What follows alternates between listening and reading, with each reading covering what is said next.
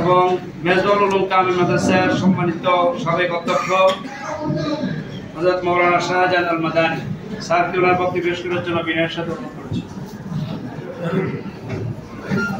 আসসালামু আলাইকুম। আলহামদুলিল্লাহি রাব্বিল আলামিন والصلاة والسلام على رسول الله الأمين وعلى آله وصحبه أجمعين أما بعد فأعوذ بالله من الشيطان الرجيم اقرأ باسم ربك الذي خلق আজকের এই সুন্দরতম অনুষ্ঠানে সম্মানীয় সভাপতি আলিয়া মাদ্রাসার প্রাক্তন প্রিন্সিপাল মহোদয়, অনেক বছর পরে আমি ওনাকে দেখলাম, আমার মনটা ভরে গেছে। যদিও লক্ষ্মীপুর বারবার আসি, কিন্তু ওনার সাথে দেখা হতো না, কিন্তু একটা উচিলে আলহামদুলিল্লাহ ওনার সাথে দেখা হয়। তো ওনাকে অনেক অনেক মোবারকবাদ।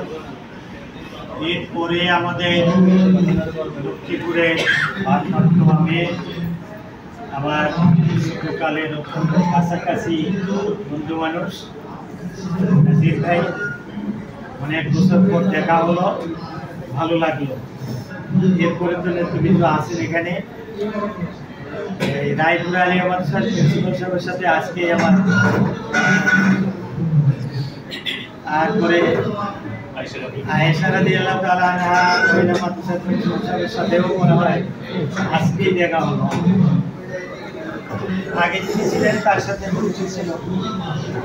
আমাদের এমপি মহোদয় তো আমাদের চেয়ারম্যান ছিলেন, যার কারণে আমার যাতায়াত ছিল। এখন আমার আনিশ্চয় সময় যেহেতু কম, আমি দুই একটা কথা বলবো, বেশি না। এক নম্বর কথা বলবো, আপনাদের পক্ষ থেকে কিছু কথা এসেছে। আলহামদুলিল্লাহ, আমরা এই অল্প সময়ের মধ্যে এই শিক্ষকদেরকে কিছু দেওয়ার জন্য চেষ্টা করে যাচ্ছি, করেছি। সেটার সুফল আলহামদুলিল্লাহ আমাদের সেক্রেটারি মহোদয় বলেছেন কিছু কথা।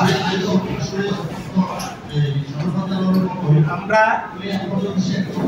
কয়েকদিন আগে 31টা দাবি নিয়ে শিক্ষা সচিব মহোদয়ের সাথে সাক্ষাৎ করেছি।